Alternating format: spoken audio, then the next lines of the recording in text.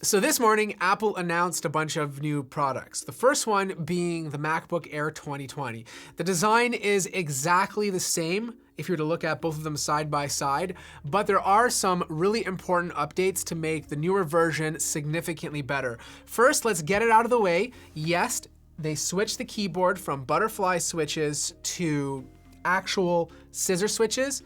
This is gonna make the typing experience a lot more comfortable, longer travel distance, so 1 millimeter, and the event of the scissor switches breaking is less likely compared to the butterfly switches. The other thing is the arrow keys. You're no longer gonna have this style of arrow keys, but they're gonna be inverted, making it much easier to use. Speakers are also being improved. Apple's calling them an advanced stereo system. They're not gonna be as good as the MacBook Pro 16 speakers, but they should sound better than the current MacBook Air 2019. Touchpad's going to be the same. Bezels on the display are going to be the same. We're not getting mini LED. It's still gonna be 13.3 inches. You are getting 3 microphones this time, so that should help with FaceTime calling. But the most important thing is the processors that are going inside of here. They're still Y series, but they're using the 10th gen Intel Ice Lake processors. This is a big update for a couple of reasons. Thunderbolt 3 becomes better, so like you could technically hook this up to a high refresh display and it'll be able to take advantage of it. And the other thing is performance. This is the first time we're getting a quad core option on a MacBook Air. You can still buy it in dual core if you go for the cheaper i3 model, but if you want quad core, you can pay extra for the i5 or i7 and really increase the performance of this laptop. The beauty of this is even though these are newer processors, the wattage that they're rated at is 9 watts compared to 5 on the previous generation. That means these processors can work harder, give you better performance compared to before. But they also come with Intel's Iris Plus graphics, and compared to the previous generation of Intel UHD integrated graphics, it offers a huge performance increase. Apple's saying about 80%. Probably they're right. We'll have to test it out in future videos, but it will make a difference if you're editing video in Final Cut Pro, which is something you can actually do now on the MacBook Air, combined with the brand new T2 chip inside of here. If it can take advantage of that, it will help offload some of those processes.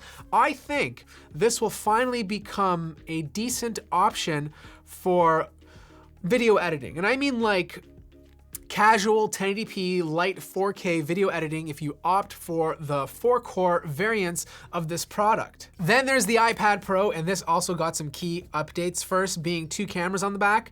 You now get a wide and ultra wide. Whether you need this or not, at least you have it. I'm expecting it to be the exact same cameras as the iPhone 11, so pretty good photography, pretty good for video. You can shoot 4K 60, which is crazy on an iPad. Now, they're not changing the design. Like the same bezels, the same look, the same feel. You can buy the 11-inch for $799 or pay more and get the 12.9-inch. They are improving the processor, 812Z, I'm Canadian, which is much more powerful than the previous generation. 8 CPU cores and 8 GPU cores. Now the crazy thing is you're getting 5 mics on this. To put this in perspective, the MacBook Pro 16 has 3 mics.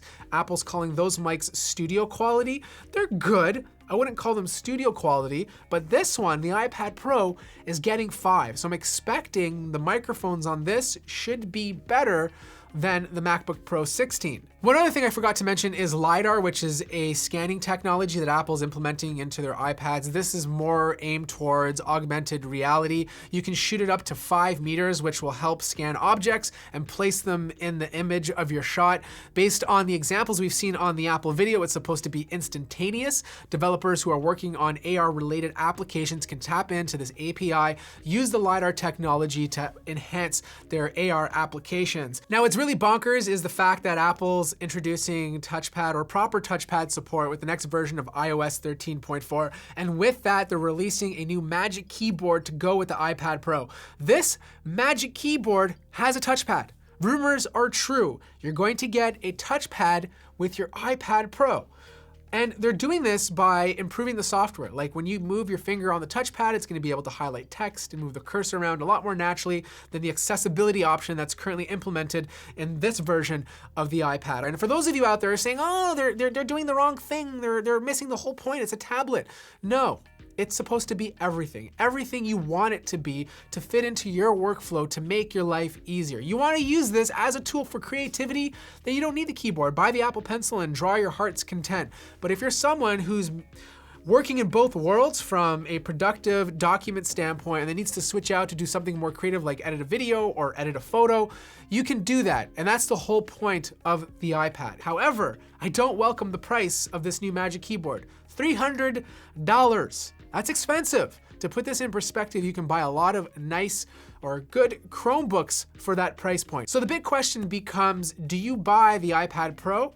$800 plus $300, which equals $1,000, making it the same price as the entry-level MacBook Air, or do you buy the MacBook Air? I'm curious to know which one you guys would prefer in the comments below. I hope you guys enjoyed this video. I will be reviewing both products when I get my hands on them, so subscribe for that, and I'll see you guys in the next one.